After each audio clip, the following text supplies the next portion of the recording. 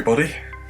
My name is Paul Cornwell. I'm part of the scientific committee of the IFSCC conference in 2022 in London. I made this little video to explain why we've used the London Tube Map to advertise our cosmetic science event. Well, it's because we were excited to be holding the event in our capital city we're very proud of. London is one of the major world capitals and a massive visitor attraction in its own right, and has a history, it has royalty, it has politics, it has a massive creative industry, it has the galleries and the West End, it has quirkiness, it has business, and it has parks, and it has the river.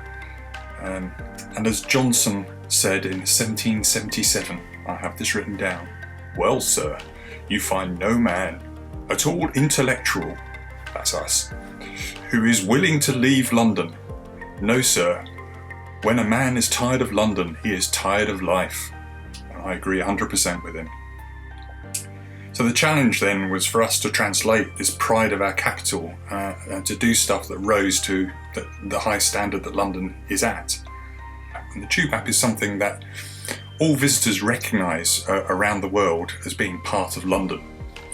We thought it would be fun to change the station names to subjects in cosmetic science, and we used the new Discovering Cosmetic Science book as our inspiration, and you will see that the different lines on the map correspond to the chapters and sections in the book. The next question, fun question, was who's going to have which line? You know, people who've lived in London understand this. You know, each line has its own folklore and its own atmosphere and its own type of people. So it's fun to think which subject in cosmetic science would have which line.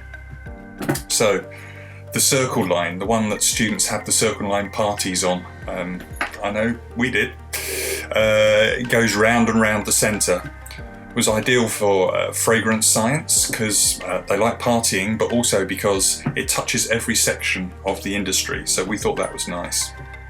The northern line, the smelly, black, soot-infested, constantly delayed, mind the gap northern line, well, why not give that to my own subject, hair science, as an ironic comment. What about the central line, the glamorous, the flash, the congested, through the city on its way to Oxford Street in the shops? Let's give that to skincare. There's also interesting cross points and connections, and we had to make some that made logical sense, and that was quite fun to do. And in the end we had a map that would absorb the viewer as they followed the different lines themselves and chuckled at the connections and ironies that we've put in there. But overall, I think the map shows off London and shows off the diversity and reach of cosmetic science quite well, and we're quite proud of it. And I want a copy of it for my wall when the conference is over.